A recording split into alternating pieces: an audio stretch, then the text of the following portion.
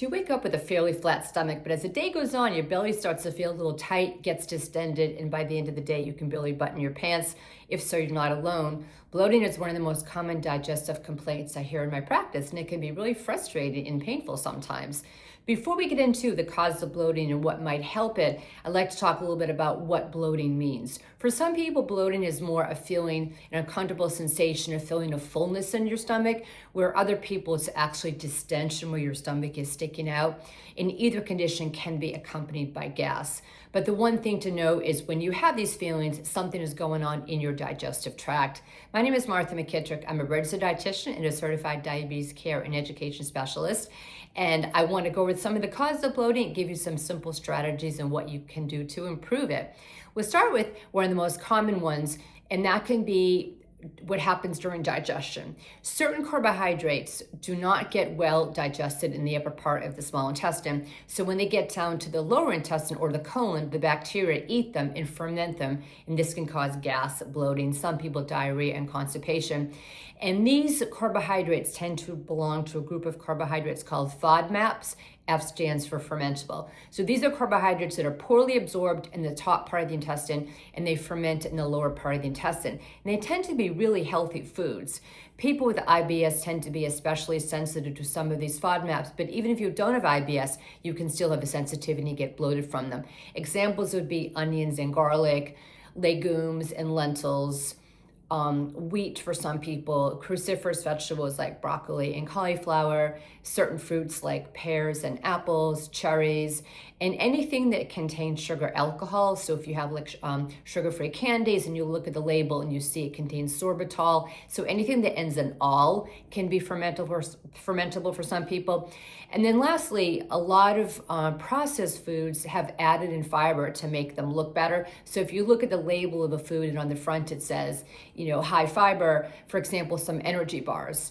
So if you have an energy bar and then you notice like an hour or two later you feel really bloated, it could be because they've added in fermentable types of fiber called chicory root or inulin. So the thing here is to remember, these are healthy foods and it doesn't mean you need to cut them all out, but you would want to kind of investigate and see which ones might cause a problem for you. A next cause of gas could be constipation. When you get constipated and stool doesn't move through your colon, it can kind of back up and this can lead to gas being trapped in, which can make you feel really bloated. Most people feel better once they've had a bowel movement. Another cause of gas could be small intestinal bacterial overgrowth or SIBO. And this is when you have bacteria that's not supposed to be in the small intestine. It's supposed to be in the large intestine, but it gets to the small intestine. And when you eat certain foods, it can rapidly ferment those foods. So you can feel gassy anywhere from 15 minutes to a couple hours after eating a food. And again, it could be to small intestinal bacterial overgrowth. And one more cause of bloating would be in people who have a digestive tract that's just simply more sensitive to being stretched or when there's a normal amount of gas in there. In medical terms, it's called visceral hypersensitivity. And these people tend to not so much get the distension, but they have the feelings of the tightness and fullness in their gut. And this is very common in people who have irritable bowel syndrome because there's a lot of brain-gut interaction going on. One thing I like to remind my clients is that not all bloating is caused by food. Sometimes it's caused by how the food moves through your digestive tract, the balance of your gut bacteria, stress, hormones, and other digestive conditions. And sometimes gastrointestinal issues can be really tricky and they take a bit of digging to figure out what's going on.